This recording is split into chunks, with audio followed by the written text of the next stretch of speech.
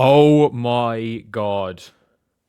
Oh my God. That's all I'm going to say for this Howard Magdal article. And this could be 15, 20 minutes going over all of this.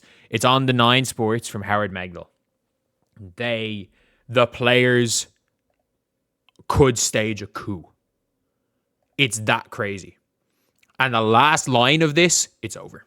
It's over. The PA's over. Like the last line from what Howard Magdal says, and like if you guys don't know, like with all this, Howard Magdal is talking to the agents. He's talking to the agents. He's talking to certain players. And I'm not joking when I say this. The PA is not going to last a week. It is not going to last a week. It is over. It is over.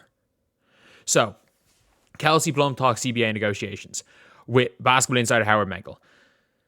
So, basically, the title, the WNBA PA is the split is the last resort. The fact that this is a sentence that has just been said, first of all, means that, like, look, Howard Magdal's not dumb. He's not dumb.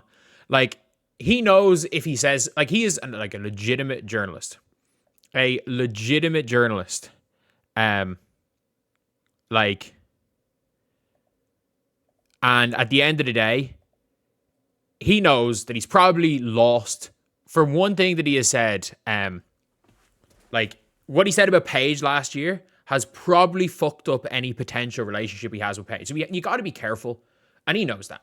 He knows that. He's a legitimately massive insider. And as far as the WNBA concerned, one of the biggest. Outside maybe Annie, one of the biggest. And again, he made a speculation, things about Paige. Paige probably pissed at that and laughing about it. At the end of the day, that is, like, that's it. But the fact that this statement is said by him, and it's Kelsey Plum talking with him, there is no way this sentence gets put in without, this title gets put in without the clearance of Kelsey Plum. But the fact that this title's there means that there is at least some rumblings of that happening. So, straight up, welcome to Basketball Insider, yada yada. So, late Tuesday night, we know all of this, but it speaks to a divide that has happened, but it speaks to a divide that many within the union have concluded is unbridgeable. The very existence of the letter reinforced the points Plum and Stewart make in the letter. We are frustrated, we've not made more progress, yada yada. But there's been many takes in the hour since. Simply put, the criticism of Stewart and Plum makes sense. Why would two members of the EC go on grievance like this? Isn't that what internal meetings are for? But for those who read the specs regularly know Tuesday's reckoning was a long time coming. Back in September, I pointed out the fee statement treated in many corners as purely a broadside against the league, contained within it dissatisfaction about the PA's communication as well. Or as Collier put it, telling my agent that she doesn't believe physical players contributing to injuries, that's infuriating. That's the perfect example of tone deaf, dismissive approach that our leaders always seem to take. So I thought that was more of a shot at Kathy, but if that turns out to have been a shot at the PA as well. And by the way, with what Alex Basil's been saying, I think Fee is less on the burn it down. Alex Basil has literally come out and said, we are not doing Unrivaled in the summer. And for our league to succeed the way it is, we need the WNBA. Because I think a lot of the WNBA versus Unrivaled thing is like, there's not going to be any exclusivity. And I think they realize that, like, I don't think they're profiting by going to Brooklyn. I don't think they're profiting by going to Philly. But it is growing the league and it's going to get them more investments. I don't think they're profiting on that.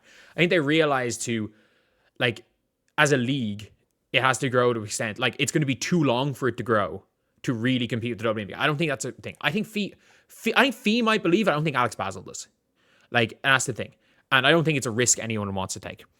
At the end of the day, it says here, note the plural, Collier's decision to make a statement like that without even a heads up to WNBA PA, sources familiar with her. So she said that. By the way, she didn't even tell her agent. She didn't tell her agent. She just said that. Even more obvious example came in a group of agents. We knew that last week. There's too many examples to disconnect from here. But the letter from Plum and Stewart detailed many of them, including how many members were caught by surprise over even good news, like the one team partners licensing money that collected over the past 6 years. A number of times player reps have complained privately they don't know about the functions of the PA, reinforced now spilling into the public view. Here's the real problem. With 6 days to go, there's not a consensus way forward in either direction. It's not a PA problem. It's a problem for the league. That's a problem for the league should it wish to get more proactive in these next few days, because any movement needs to be aimed at consensus position.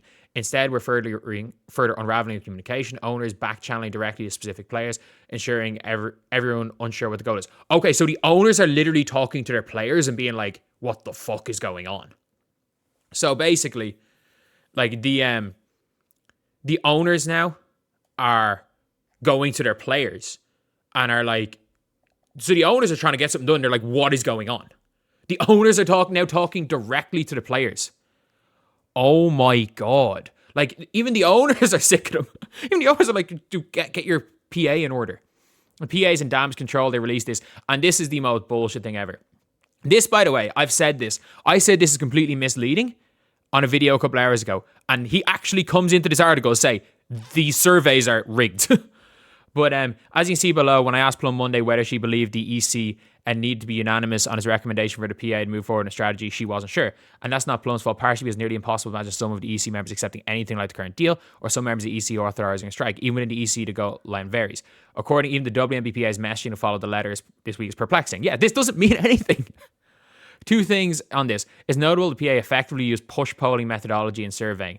This isn't just a question in search of an answer. It leads to skewing of actual usefulness of the data for the PA itself. Who is this for? Also, the league has maintained the current map puts current net revenue north of 70%. Exactly. They put in a fake number to the players. Like, not 50, which multiple sources familiar with the current proposal confirmed to the 9. There is, according to Plum and Stewart on Monday, a way to reach an agreement regardless of revenue system and the actual revenue is agreeable to players. The PA has not yet even entertained that possibility in a proposal to the league. And it's March the 4th. It's all difficult to fathom the letter. 3 sources told the 9 did not come from Plum's camp, Stewart camp, or Fee's camp. It means almost by definition it came from a faction within the PA less eager to settle. Duh. Obviously. Like, duh. But what purpose does it serve? Again, who is this for? All the infightings left rank and file members deeply unsettled. One described the entire process to me as an episode of a reality TV show. Another confirmed to me that the survey, even within push polling questions, neglected to provide a positive set of parameters for what players would want. This is particularly concerning as related to the middle class members. It's literally like they are asking questions that only give you negative options, that only give you all up. Basically, it's like saying, like, I'm just going to go to the most extreme example of, would you rather die by getting shot in the head or die in a fire? And if you were just like, oh, die by getting shot in the head, 100% of players want to die by getting shot, want to get shot in the head. Like that's the most extreme example of that. But it's like if you tell them, would you accept a fake deal that the league have not offered? The league have offered more. Would you accept less than what the league have offered for 8 years immediately, or do you want us to keep negotiating? It's like, well, yeah, duh, we're not going to sign a dumb deal that's not even on the table. We've got more than this. Why would we sign a deal for less? Obviously. Therefore, 84% want to strike. It's like, they're skewing answers. It's madness. But it says here, it's difficult to fathom, leaked letter, yada, yada. What purpose does it serve? Who's it for? All the infighting. For reference, the letter from Plum did speak this topic. The results player like Tash Cloud want to make sure the middle players are taken care of. Even like Tash Cloud seems reasonable. That's fine. That's actually fine. Make sure the middle players are taken care of. That's something that they can negotiate. But the PA don't want to do it. Because listen to this. I'm happy with the proposal they came back to us with, but there's a lot more we can do to protect our middleman. I didn't even realize that. So Tash Cloud literally has said, like, adding the housing should not be negotiated any further. So basically, Tash Cloud is more so on the go play side? What? Okay, maybe she's been the face of burn it down, but it might just be the communication style. I could be wrong with all the stuff that I've said about Tash Cloud. I could be completely wrong. I could be completely wrong. And if I'm wrong, I'll apologize. I'll actually apologize. If it turns out that I have been absolutely wrong about Natasha Cloud, and if this is a case where, like, and that's the thing where it comes to Natasha Cloud, like, her communication style, especially, like, look, I'm not gonna say it's that different to myself. Like, she's just spitballing into a mic, and so am I. Like, even the points that I've made, a lot of people can misconstrue the points I've made, and if I'm guilty of doing that to somebody else, I apologize. I'll put my hand up and apologize. So if I've done that, obviously I would hope Tash Cloud's not watching these videos. I hope no players are watching these videos. I'm a random guy in Ireland just spitballing into a mic. These players have way more important shit to deal with than that. But if that's the case, I put my hands up and apologize. I genuinely do. But the PA, according to numerous members spoke to Nine Sports, has been unwilling to commit to a figure internally that they're fighting for. So basically, the PA leadership won't even tell the players what they're trying to get. Because let's be real, everybody knows that these gross revenue numbers of 26% are unattainable. If that is a cutoff point, it shouldn't even be a strike. It should literally just be a handshake. Good job, we're done. We're done. This league is not going to work out for us. It's done. And again, the reason why they can't get gross revenue is because there are 58% of the league owned by people who don't benefit from the franchises rising in value, but they do benefit from the league profiting and giving up too much gross revenue because of all the things the team have to give up, like the operating costs, because of, again, everyone does facilities. You add, as far as these leagues are concerned, hundreds of millions of dollars in league, costing the league and costing these teams, costing all the outside everything. And then you take into account that. You also take into account that like charters cost more than the current salary cap. More like charters will cost about $4 million a year for a team, probably more than the salary cap. All that's taken into account. The regardless of what teams want to do coaching wise, that's their own decision. But like medical staff, housing, all of that getting taken into account. Like I don't think they should budge. If they don't want to budge in housing, go for it. If that's a sticking point, go for it. I don't care. At the end of the day, like. It is, and there's still dumbass fans. Like, there's this dumbass Harry McDonald fan club. Like, listen, look at this argument. Genuinely, look at his argument. It's like, so I said it. They're anti-PA and immediately have, like, gone back in line and immediately they went to Howard Magdal. I was just like, what need to happen because the rule is not two players. Like, they literally said the players are scared by the PA. Agents got involved. It's not two players. Players are intimidated. Said, the latest poll has 82%. Fucking dumbasses everywhere. 84%. Yeah, no shit. The fact that 16% of players said that they would accept a deal that gives them 20% less net revenue than the league have offered them. So the league have a deal on the table. 16% of players said that they would accept a worse deal than all they have to do is get a piece of paper and sign just to stop this shit happening already. Just to end this now. They've 16% said they would sign no deal they can sign is a bad deal. But a deal that gives you 20% less net revenue than the league have offered is a terrible deal. That being said, it says here they're unwilling to commit to fighting for things like vet minimum. Instead, saying the final top line needs to be negotiated. That's what numerous players are unsure of what they're even fighting for. Yeah, obviously. At the survey, 6 people who saw it told the 9 it left them more confused than before. So again, who is this for? Not for the members of the EC who sound ready to make a deal. Not for the members of the EC who believe massive further negotiations are required. Yet on Tuesday night's 3-hour call, did not get into any details of the current proposal or hear what the PA plans to respond for by asking, let alone, as the clock keeps ticking, not for the middle class of players more confused than before what the endgame is. If there's a single consistent talking point players have emphasized is that they don't want to strike, as Cameron Brink said. Goal is to play.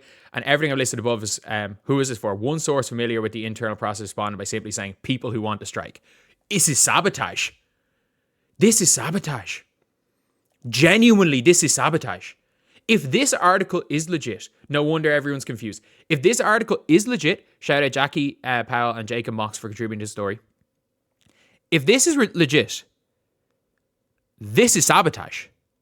This is a group, I don't know who it is, in PA leadership that wants to strike, and they are doing everything they can. Like, they had a 3-hour meeting and didn't even tell the players what they're going to respond with. The players don't know what the PA are going to ask the league for. There's 5 days till the deadline. The players don't even know what the league are going to ask for, and they refuse to tell the players. This is sabotage. Even the EC, like, there are people in the EC that are like, yeah, you know, we want way better than the... Some of them are like, okay, we need to sign something similar. Others are like, no, we need to go way more. They're not even happy. This is fucking mental. This is literally sabotage. This is literally people trying to sabotage and burn down the league. Like, when we say the burn it down crew, like, my logic is always like, oh yeah, you know, the long-term goal, the long-term situation of a strike is the league ending, which is why we refer to it as the burn it down crew. They actually want the league to end.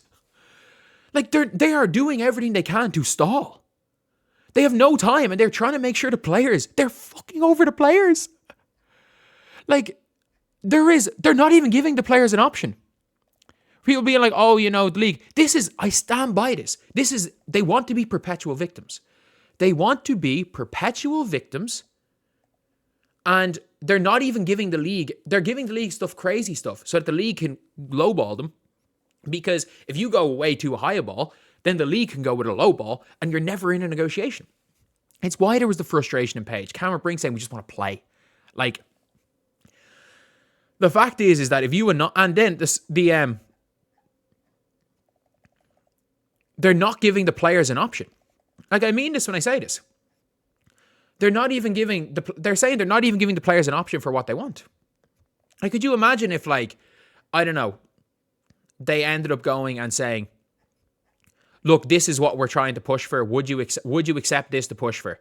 Would you accept 80% net rev? Would you accept 80% net rev with salary cap of 7.5 million? This being the minimum contract, this being the maximum contract, this being the average contract, and the expectation of this being the median contract. Yes or no? They're not even giving the players that option, because all they're doing is putting forward nonsense questions players can only say yes or no to. And then just so that they can cook the data, so that they can post on social media to justify a strike. They're trying to justify a strike. That is it. They're not. The WNBA PA leadership, I'm just going to tweet this out. Seem to have zero interest in another WNBA game ever being played. They won't even tell the players what their new proposal will be. Won't allow them to vote or to won't allow them to speak on what they would be happy with.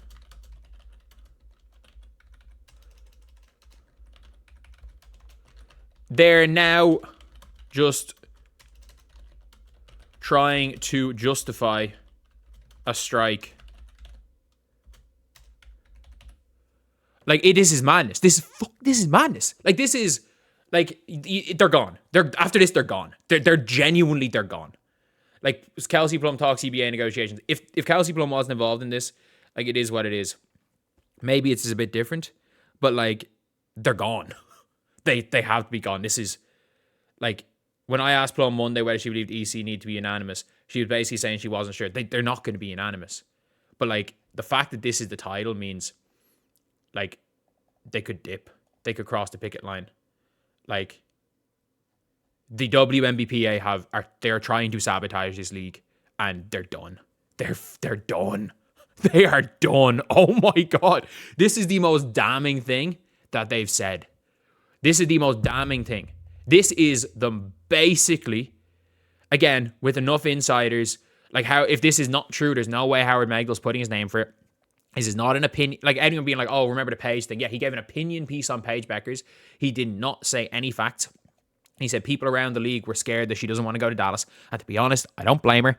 At the end of the day, when it comes down to it, the fact is that the WNBA PA leadership, I don't know who it is. I don't know if it's EC members. I don't know if it's NECA. I don't know if it's just Terry Carmichael Jackson. I don't know if she's just a fall guy. It seems like they have no intention of ever. They have no intention. Like, based on this, it literally seems like they have no intention of playing another WNBA game. Like, it's over. It's over. Like, this is the most damning accusation that we have heard. Basically, that everything that the PA is doing is to appease people that want to strike. And that it's not, they're not even, by the way, apparently even the players that are like, we're way off what we want, but we want to play, but we want to get to here. It's pissing off them too, because they're not even giving players an option for what to get to. So clearly there is a group of players that want to strike no matter what, which is, I'm guessing, the players that are about to be out of the league. Because let's be real, if you have nothing to lose, you will strike. Because again, like, it is not uncommon that entire companies get taken down by a bunch of people on the union getting close to retirement age, basically getting ironclad, insane retirement things via their union, and the company hits a little bit of a rough patch, and because they can't do anything about those retirements end up causing hundreds of people to lose their jobs. That is not uncommon. I'm not saying that is all unions. I'm not saying that it's that. But I'm saying that people are human, and humans look out for their best interests. If you are Terry Carmichael Jackson, you know you're about to lose your job. You know you're losing your job. So why not burn it down on the way out? If you are a lot of these players in the EC, you're never going to see any money. You're never going to see any of this extra money. Why not burn it down on the way out? And I'm not accusing anyone of anything, but like, are we saying it's impossible that a person will have that? And again, who knows? Genuinely, who knows? But the fact is, for a fact, it's not Fee, Stewie, or Kelsey now. And you can hear the frustration in the likes of a Paige. Caitlin Clark is rightfully just sitting away from everything. She's rightfully sitting away from everything. Apparently, this is from a few weeks ago. I don't know how true it is. Apparently, this is from a few weeks ago. I just saw this picture coming up on Twitter. They think there's a league. Paige Bueckers has come out and said there will be a league. At the end of the day, the PA is done. They're done.